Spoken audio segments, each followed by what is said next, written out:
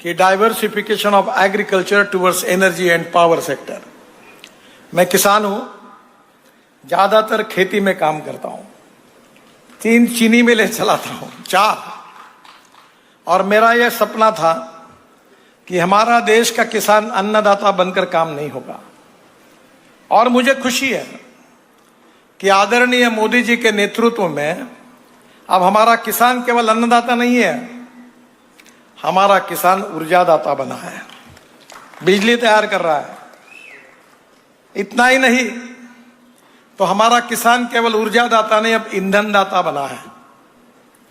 मैं चंद्रबाबू जी को प्रार्थना करूंगा कि इथेनॉल, आप जब अटल जी की सरकार थी, राम नाईक पेट्रोलियम मंत्री थे, तो 2004 में हम लोग ब्राजील गए थे और वहां से हम इथेनॉल लेके आए, और 2004 से मैं इथेनॉल का एम्बेसडर बना हूं। और ये बात इंपॉर्टेंट है कि आउट ऑफ बॉक्स जब कोई बात करता है तो कोई लोग विश्वास ही नहीं रखते हैं। इट टेक्स सम टाइम, पर आज देश में 1 लाख करोड़ रुपए की बचत इथेनॉल के कारण हुई। मक्के से इथेनॉल बन रहा है, ब्रोकन राइस से इथेनॉल बन रहा है, शुगर केन जूस से बन रहा है, मोलाइसिस से बन रहा है, ये राइस स्ट्रॉ जो है परली, इससे भी बन रहा है, और बांबू से भी बन रहा है। और मैं अभी हमारे एविएशन मिनिस्टर को कह रहा था कि वो दिन अब दूर नहीं है कि देश के हवाई जहाज किसानों ने तैयार किए हुए हवाई ईंधन पर चलेंगे। आप मेरे ऊपर विश्वास रखिए, मैं झूठ बोलने वालों का नेता नहीं हूं। मैं जो बोलता हूं वो डंके की चोट पर पूरा करके दिखाता हूं, यू बिलीव मी। और हमारे मंत्री जी निश्चित रूप से आने वाले समय में इथेनॉल से अभी हम आइसोब्यूटेनॉल बना रहे हैं। अब आइसोब्यूटेनॉल जो है वो डीजल में 10% डालने का टेस्टिंग शुरू हुआ है, और इथेनॉल से एविएशन फ्यूल भी बन रही है। और मेरे यहां भी अगले सप्ताह में मीटिंग है कि एग्रीकल्चर इक्विपमेंट, ट्रैक्टर्स वाले, हार्वेस्टर वाले, और उसके साथ कंस्ट्रक्शन इक्विपमेंट वालों को मैंने बुलाया है, और मैंने उनको कहा नो डीजल, आप इलेक्ट्रिक पर जाइए, आप इथेनॉल पर जाइए, आप कुछ भी करना है तो आप आइसोब्यूटेनॉल पे जाइए और हाइड्रोजन पर जाइए। Ethanol, methanol, biodiesel, bio LNG, CNG, electric. और जब मैं इलेक्ट्रिक कार की बात कर रहा था और as a transport minister electric car को जब लॉन्च किया था, तो पत्रकार मित्र मुझे पूछते थे कि इलेक्ट्रिक गाड़ी अगर रास्ते में बंद पड़ेगी तो धक्का मारने के लिए आप आओगे क्या? अब कोई नहीं पूछता। अब इलेक्ट्रिक ट्रक आ रही, इलेक्ट्रिक बसेस आ रही है। जब मैंने इलेक्ट्रिक कार और ट्रक शुरू हुई थी, बसेस शुरू हुई थी, तब लिथियम आयन बैटरी की कीमत जो पर किलोवाट पर आवर $150 थी, और आज लिथियम आयन बैटरी की कीमत $55 पर किलोवाट पर आवर आई है। और बैटरी केमिस्ट्री में भी बदल हो चुका है। सोडियम आयन, लिथियम आयन के साथ साथ sodium ion, zinc ion, aluminium ion, new chemistry develop हो रही है, और ऑटोमोबाइल इंडस्ट्री तो आगे से बढ़ रही है। चंद्रबाबू जी, मेरा मिशन है कि 5 साल के अंदर हिंदुस्तान को वर्ल्ड की नंबर 1 की ऑटोमोबाइल इंडस्ट्री बनाना है। This is the industry which is up till now creates 4 crore 50 lakhs jobs. This is the industry as a part of GST. Maximum revenue to the state and central government. This industry is now, it is to be given to the GST as a revenue to the state and central government. और ये this is industry है जो आत्मनिर्भर भारत जो प्रधानमंत्री का सपना है, उसमें सबसे ज्यादा एक्सपोर्ट इस इंडस्ट्री का है, और आंध्र प्रदेश में इसका विकास हो रहा है। और आने वाला वो दिन दूर नहीं है। हम जिस प्रकार से अल्टरनेटिव फ्यूल और बायोफ्यूल में काम कर रहे हैं, अब G20 में हमने हमारा कोलैबोरेशन और बढ़ा है। मैं अभी ब्राजील में गया था, वर्ल्ड के लोग आए थे, और मैं किसान हूं इसलिए मैं पीछे पड़ा था कि मुझे इथेनॉल पर चलने वाला फ्लेक्स इंजन का ट्रैक्टर चाहिए। लोग विश्वास नहीं रखते, मेरे पास हाइड्रोजन पर चलने वाली गाड़ी है टोयोटा की, उसका नाम है मिराई। मिराई जापानी वर्ड है, उसका मतलब है फ्यूचर। वो हाइड्रोजन पे चलती है। फिर मेरे पास 100% इथेनॉल पे चलने वाली गाड़ी है, वो भी टोयोटा की इनोवा है, जो 60% बिजली तैयार करती है और 40% इथेनॉल पे चलती है, और जिसके कारण पेट्रोल की तुलना में जितना एवरेज मिलता है तो पेट्रोल की कीमत 25 रुपए लीटर आती है। Import substitute, cost effective, pollution free और इंडिजिनस।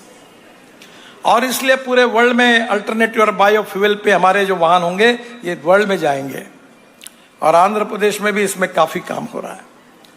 मुझे विश्वास है कि हमारे देश के रोड नेटवर्क के बारे में बहुत कुछ बोलने लायक है। मैं बहुत कुछ मेरे पास नोट्स पड़ी, पर मैं ज्यादा कुछ बोल के समय खराब नहीं करूंगा। मैं 2.5 लाख करोड़ के काम ऑलरेडी आंध्र प्रदेश में कर रहा हूं, और आज हमारी मीटिंग हुई। निश्चित रूप से इस साल के फाइनेंशियल ईयर को एंड करने के पहले हम 1 लाख करोड़ के नए काम आंध्र प्रदेश में शुरू करेंगे। और मैं विश्वास दिलाना चाहता हूं कि आंध्र प्रदेश का रोड इंफ्रास्ट्रक्चर 2 साल के अंदर अमेरिका के बराबर होगा, ये मैं आपको विश्वास देना चाहता हूं। जो रोड अच्छे बन रहे हैं, जो फ्यूल में बदलाव आ रहा है, जो किसान हमारी ऊर्जा तैयार कर रहा है, वो अन्नदाता नहीं, ईंधन दाता नहीं, ऊर्जा दाता नहीं, अब बिटुमिन भी बन रहा है। आपका जो राइस स्ट्रॉ है उससे हमने बिटुमिन बनाया, और नागपुर जबलपुर नेशनल हाईवे पे 1 किलोमीटर रोड, ये जो आप परली को क्या कहते हैं, राइस स्ट्रॉ को क्या कहते हैं, परली कहते हैं, पैडी। अब उससे हमने बिटुमिन बनाया, और 1 किलोमीटर रोड वो बिटुमिन यूज किया नागपुर जबलपुर रोड पर। Central research road organisation government की संस्था है और प्राज दोनों ने बनाया और सर्टिफाई किया कि this road prove to be better than petroleum bitumen. तो हमारा किसान बिटुमिन दाता भी बन गया। अब हमारा किसान हवाई ईंधन दाता भी बनने वाला है। हमने पानीपत में प्रोजेक्ट शुरू किया है। जो परली है, पैडी का जो राइस स्ट्रॉ है, उससे 1 lakh litre ethanol, 150 ton bio bitumen और करीब 78,000 ton per year sustainable aviation fuel हमारे हवाई जहाज उसके ऊपर चलेंगे। वो दिन अब दूर नहीं है। इंपोर्ट को कम करना और एक्सपोर्ट को बढ़ाना, रोजगार को निर्माण करना और ग्रोथ रेट को बढ़ाना, ये हमारे सामने सबसे महत्वपूर्ण बात है। मुझे बहुत खुशी है कि आंध्र प्रदेश सभी बातों में आगे निकल रहा है। अगर लीडरशिप अच्छी होंगी और सरकार अच्छी होगी तो ये सही में डबल इंजन की सरकार है। मुझे याद है कि जब मैं वाटर रिसोर्स मंत्री था तो 3-4 बार विजयवाड़ा आया था, और हेलीकॉप्टर में बैठकर मैं पोलावरम पर गया था। बाबू मेरे साथ थे, और मुझे बड़ा दुख होता था कि 1400 टीएमसी पानी गोदावरी का समुद्र में जा रहा है। उस समय बहुत झगड़े चलते थे राज्य में, 23 झगड़े चलते थे। मैं सब मुख्यमंत्रियों को झगड़े करने वाले बुलाता था, बोला दरवाजा बंद करो, और जब तक झगड़ा नहीं निपटाएंगे मैं दरवाजे नहीं खोलूंगा। तो 14 झगड़े में नहीं निपटा है। पंजाब, हरियाणा, उत्तर प्रदेश, राजस्थान, हिमाचल, उत्तराखंड बहुत निपट गया। पर उस समय मैंने एक योजना तैयार की थी, और आज थोड़ा सा आप फिर से उसको जरूर करिए, क्योंकि मैं किसान हूं और पानी से क्या हो सकता है मैं समझ सकता हूं। मैं ऑर्गेनिक फार्मिंग भी कर रहा हूं, मेरी पत्नी खेती देखती है। मेरा 1-1 किलो का ओनियन हुआ ऑर्गेनिक। मैं गन्ना लगाता हूं। ऑरेंज में अभी किसानों को लेकर स्पेन गया था, इसराइल गया था। अभी AI इन एग्रीकल्चर पे मैं काम कर रहा हूं, माइक्रोसॉफ्ट और गूगल के साथ, अमेरिकन सैटेलाइट का उपयोग करके। हमारे गांव गरीब मजदूर किसान का कल्याण करना चाहिए, और इसलिए आने वाले समय में मुझे विश्वास है कि पानी हमारी सबसे बड़ी समस्या है। अगर किसान को पानी मिल जाएगा तो देश का एग्रीकल्चर ग्रोथ रेट केवल 12% है। हमारे जीडीपी ग्रोथ में एग्रीकल्चर का कंट्रीब्यूशन 12% है, और हमारी मैन्युफैक्चरिंग सेक्टर का 22% है, और सर्विस सेक्टर का 54 से 56% है। जिस दिन एग्रीकल्चर का कंट्रीब्यूशन 22% होगा, उस दिन हिंदुस्तान की तस्वीर बदलेगी, और जो मोदी जी हम कह रहे हैं हम सबको, वो आत्मनिर्भर भारत बनेगा। गांव गरीब मजदूर किसान का कल्याण होना चाहिए। और मुझे खुशी है कि मक्के से इथेनॉल बनना शुरू हुआ, तब फूड वर्सेस फ्यूल, हमारे देश में बड़े बड़े विद्वान लोग हैं, बड़ा झगड़ा चला। मैं कैबिनेट में बड़ा आग्रह किया, मैंने कहा नहीं करना ही चाहिए, बहुत चर्चाएं हुई, सरकार ने परमिशन दी। तब कॉर्न की कीमत 1200 रुपए क्विंटल थी, 1200 रुपए क्विंटल। और जैसे हमने इथेनॉल शुरू किया तो आज कॉर्न की कीमत 2600 रुपए क्विंटल हुई। किसानों को अच्छा भाव मिला। जो 1800 रुपए क्विंटल की एमएसपी थी, आज उनको 2400 रुपए मिल रहा है। और उत्तर प्रदेश, बिहार, कॉर्न 3 गुना लग गया। मुझे लगता है यही देश की प्रगति और विकास के लिए आवश्यक है। रोड इंफ्रास्ट्रक्चर अच्छा बनाना, ये जिम्मेदारी प्रधानमंत्री जी ने मुझे दी है। मैं इंजीनियर नहीं हूं, बहुत विद्वान भी नहीं हूं, पर मुझे योगायोग से 13 डॉक्टरेट मिली, डीलिट मिली। उसमें से 6 डॉक्टरेट जो मेरी है वो एग्रीकल्चर साइंस में है।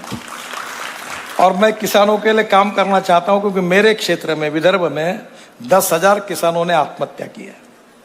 मैं चाहता हूं कि तस्वीर को बदले। और जिस प्रकार से अगर ये जो गोदावरी का 1300 टीएमसी पानी ये जो समुद्र में जा रहा, तो मैंने छत्तीसगढ़ और उड़ीसा के मुख्यमंत्रियों को बुलाया था। मतलब तुम ये खराब पानी जा रहा है, ये तुम क्यों उसको रोक रहे हो? अगर यही पानी गोदावरी का अगर कृष्णा का पेन्नार में और पेन्नार का कावेरी में जाएगा, तो टेल एंड ऑफ तमिलनाडु वहां तक पानी पहुंच सकता है। उस समय के मुख्यमंत्री को बताकर मैंने बोला, क्यों कर्नाटक से झगड़ा करते हो?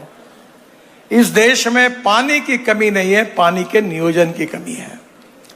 और water, power, transport and communication, इसमें जिस प्रकार से अब आंध्र प्रदेश विकास कर रहा है, तो मुझे नहीं लगता कि आप बहुत जल्दी नंबर 1, 2 पर पहुंचेंगे। 2014 में एनएचए की लंबाई 4000 किलोमीटर थी।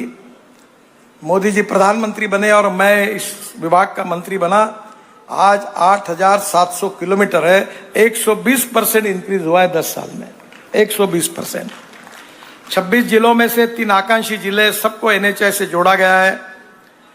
करीब 2.5 से 3 लाख करोड़ के काम, कुछ पूरे हुए, कुछ चल रहे, कुछ होने वाले अभी।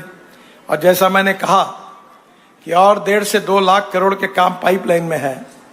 और निश्चित रूप से इस साल के एंड के पहले, फाइनेंशियल ईयर के पहले 1 लाख करोड़ के काम हम शुरू करेंगे। बहुत लंबी लिस्ट मेरे पास है, उसमें अपना समय नहीं गवाऊंगा। मैं वेबसाइट पर दे दूंगा या सत्या के पास दे दूंगा, हमारे साथी है, या आप वेबसाइट पर डाल दीजिए। मैं जो भी एमपी आपके आते हैं, तो मैं उनको कभी कहता हूं कि भाई तुम चिंता मत करो, एनएच का काम बताओ मैं कर दूंगा, क्योंकि मैं ये चाहता हूं कि लोगों की अपेक्षा यही है। एक ही चीज आखिरी में मैं आदरणीय मुख्यमंत्री जी और उप मुख्यमंत्री जी को अनुरोध करूंगा। सर, हमारे देश में हर साल 5 लाख एक्सीडेंट होते हैं, 1.5 लाख मौतें होती है, 3% जीडीपी का नुकसान होता है, और मरने वालों में 18 से 34 एज ग्रुप के 66% लोग हैं। इन लोगों की जान बचाने की मैं कोशिश कर रहा हूं 11 साल में, पर मुझे जैसी चाहिए वैसी सफलता नहीं मिली। अभी आपने शंकर महादेवन का गीत सुना, ये हमारा एंथम है रोड सेफ्टी का, 22 भाषा में आया है। अमिताभ बच्चन और मैंने मिलकर हमने बहुत प्रोग्राम भी किए लोगों को जागरूक करने के लिए। अब हमारे रोड में भी हम लोग जो ब्लैक स्पॉट्स है उसको इम्प्रूव कर रहे हैं। आंध्र प्रदेश में भी एक्सीडेंट की संख्या थोड़ी ज़्यादा है। हमने 100 हाईवे का ऑडिट किया है और उसके कारण ढूंढे हैं, और हर जगह कारण ढूंढने के बाद हमारे ध्यान में आया कि क्या करने से इसमें सुधार हो सकता है। मैं आंध्र प्रदेश का भी रिपोर्ट माननीय मुख्यमंत्री जी के पास भेजूंगा। मेरा आग्रह है कि आंध्र प्रदेश भी रोड एक्सीडेंट में काफ़ी आगे है, और इसलिए आने वाले समय में आदरणीय मुख्यमंत्री जी और उप मुख्यमंत्री जी और आंध्र प्रदेश की सरकार और मंत्रीगण हर जिले में इस एक्सीडेंट्स को कम करने के लिए जरूर योजना बनाए, काम करें, तो निश्चित रूप से हम लोगों की जान बचाने में सफल होंगे। फिर से एक बार आज के इस कार्यक्रम के निमित्त मैं आप सबको बहुत बहुत बधाई देता हूं, और लंबी लिस्ट है जो मैं अनेक कार्यक्रमों को, अनेक रोड प्रोजेक्ट को आज मंजूर करके जा रहा हूं।